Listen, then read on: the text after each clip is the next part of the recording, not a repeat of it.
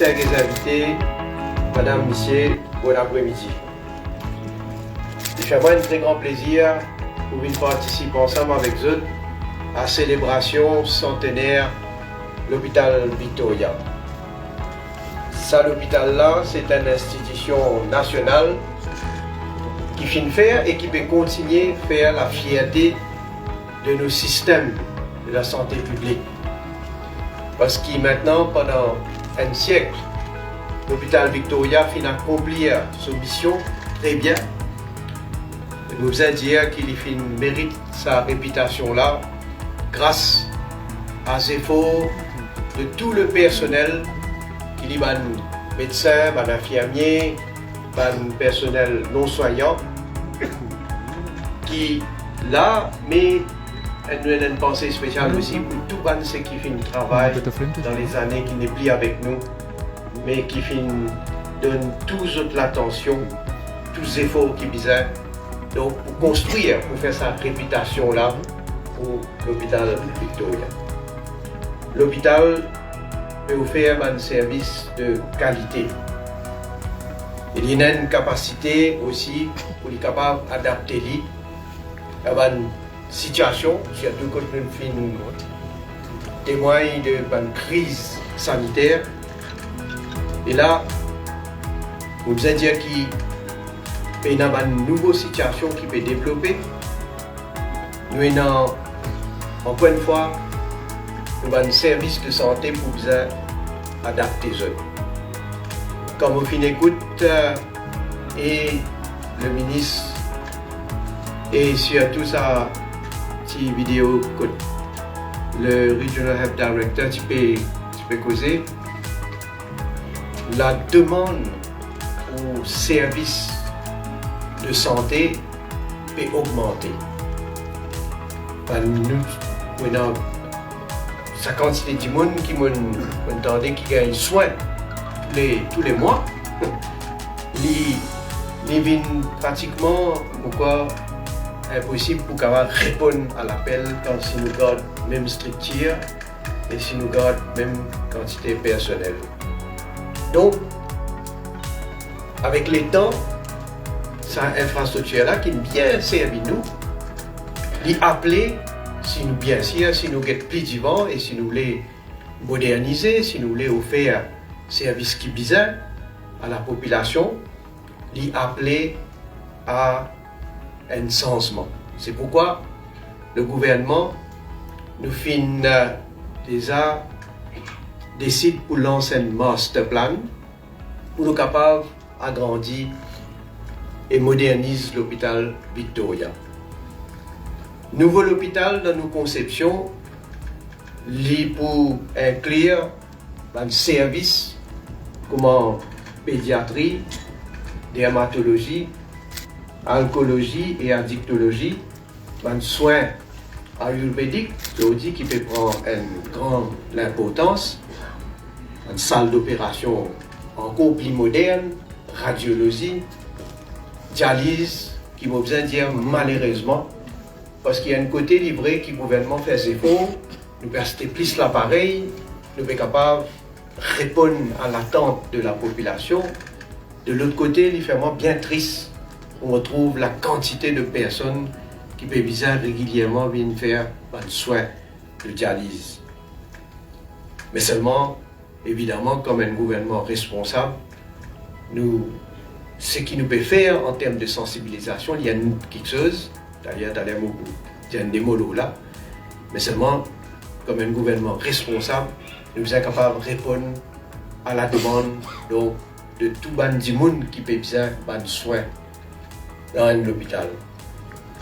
Nous avons aussi une unité d'endoscopie, de traitement d'autisme, de soins gynécologiques, de soins dentaires, neurochirurgie et les autres spécialisations en cours qui donc travaillent là pour nous capables de venir de l'avant avec un plan qui peut desservir nous pour beaucoup d'années encore vivant. On a aussi un bloc séparé de maladies infectieuses et une unité pulmonaire et aussi un bloc pour un hôpital universitaire, qui est très important parce que, comme on fait qu'écoute le médecin dire, évidemment, tout bon professionnel qui travaille, avec le temps d'acquérir un certain nombre d'expériences. Mais nous avons besoin de garder cette expérience-là pour chaque individu.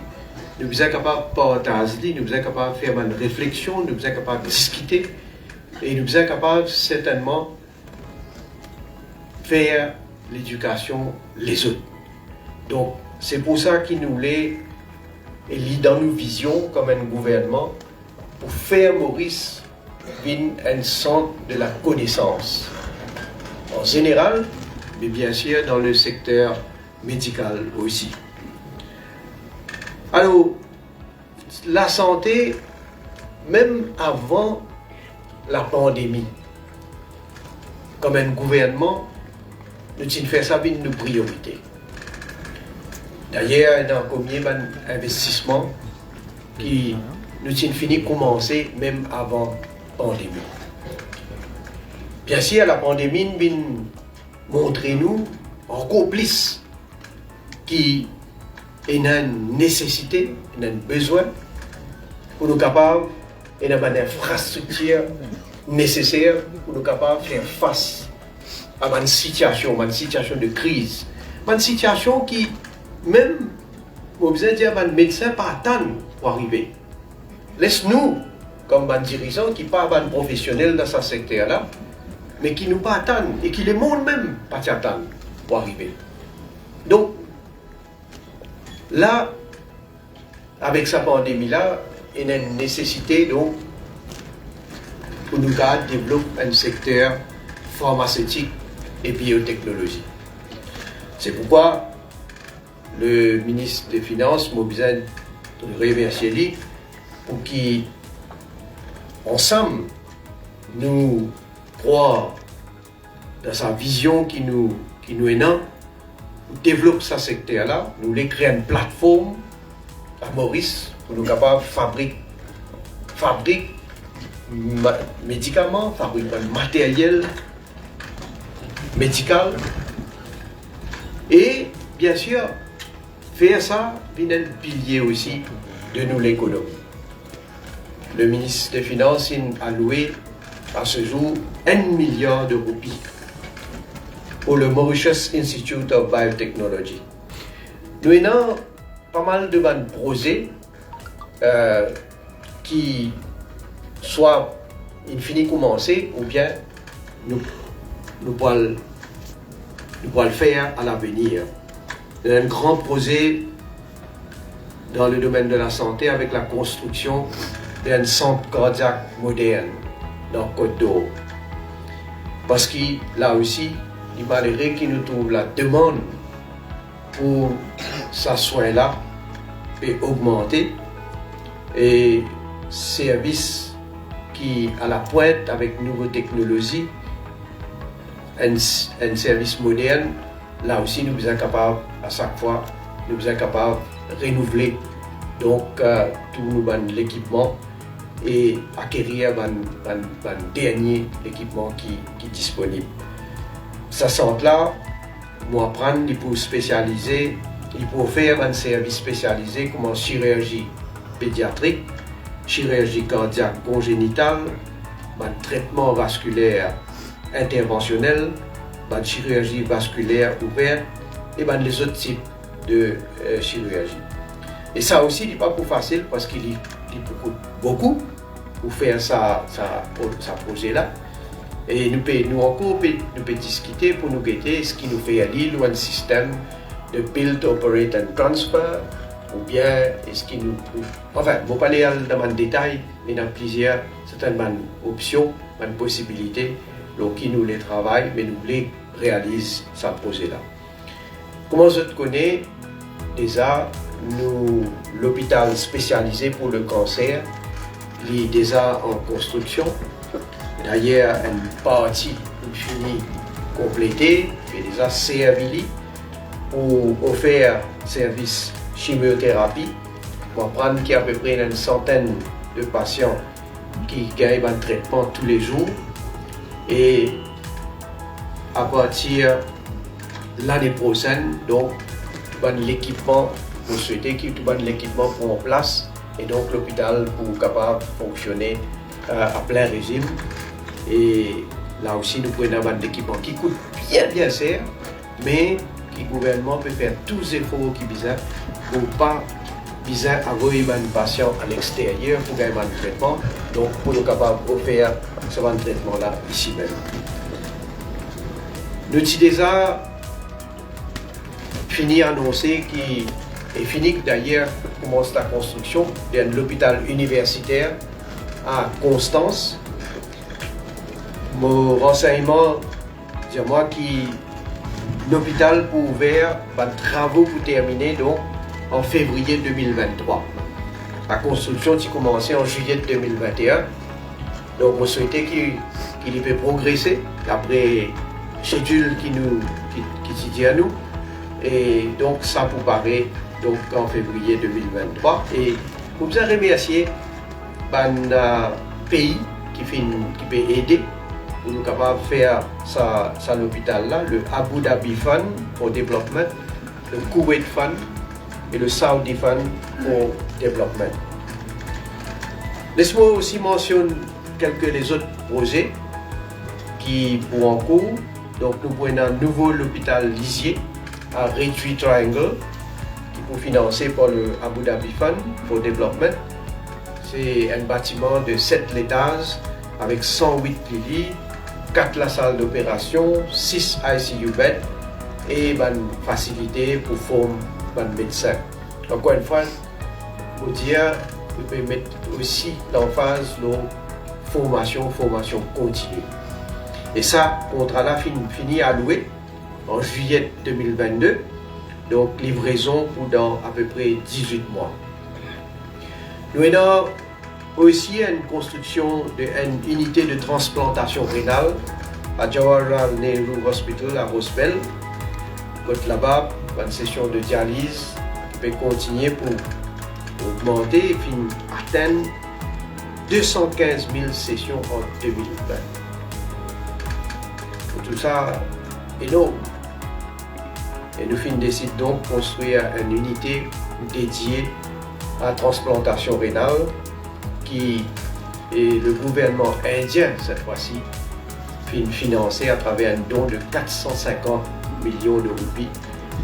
Maintenant, étant donné les sauts de la médecine ayurvédique à Maurice et dans le monde, donc nous pouvons construire un Ayush Center of Excellence à Koto qui inclut un hôpital qui peut offrir un traitement traditionnel.